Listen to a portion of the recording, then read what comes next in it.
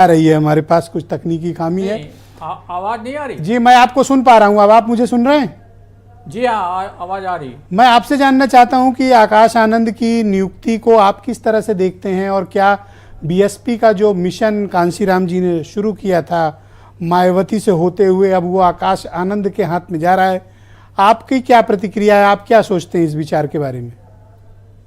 देखिए, और लोगों के लिए तो ये सामान्य प्रक्रिया है।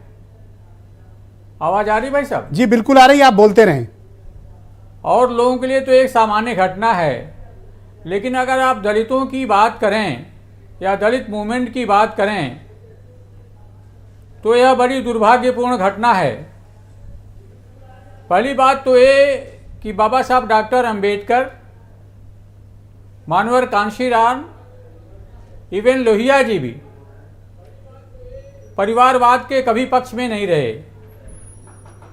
बाबा साहब डॉक्टर अंबेडकर के परिवार से कोई व्यक्ति आगे नहीं आया।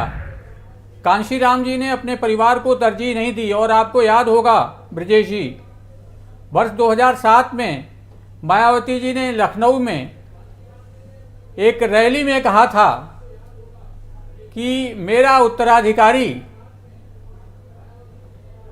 मेरी जाति से होगा और वह मुझसे 20 वर्ष छोटा होगा, किंतु वह मेरे परिवार का नहीं होगा। और मायावती ने अपने आप को झूठा साबित करके अपने सगे भतीजों को उत्तराधिकारी बना दिया। आखिर आकाश आनंद में ऐसी कौन सी मेरिट थी जो देश के तमाम मिशनरीज दलितों में नहीं थी? आकाश आनंद दलित दर्द की एक वेदना भी कभी सहन नहीं किए होंगे। और इतना बड़ा दलित आंदोलन, कांशीराम जी का इतना बड़ा मूवमेंट एक ऐसे व्यक्ति के हाथ में दे देना जिसने कभी दलितों के लिए एक जिंदाबाद मुर्दाबाद भी न किया हो, जिसने अस्पृश्यता क्या होती है उसको जाना भी न हो, जिसने दलित आंदोलन के बारे में पढ़ा भी न हो जी, उसको पूरा नेतृत्व दे देना, ये दलित आंदोलन का दुर्भाग्य कहा जाएगा। और ये कुल मिलाकर के देखिए, ये बसपा को बचाने के लिए नहीं, मिशन को बचाने के लिए नहीं, बल्कि जो मायावती ने जो दौलत का पहाड़ खड़ा किया है उसको सेव करने के लिए उन्हें उत्तराधिकारी बनाया गया है।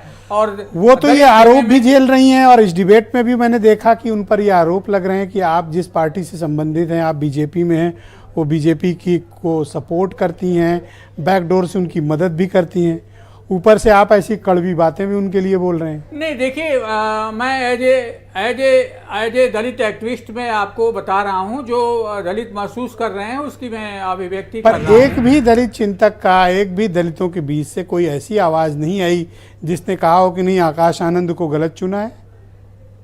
नहीं, आम दलितों में ये प्रतिक्रिया आ रही है, सोशल मीडिया पे भी आ रही है, बहुत कायदे से आ रही है कि ये चयन जो है वो हित में नहीं है दलित आंदोलन के।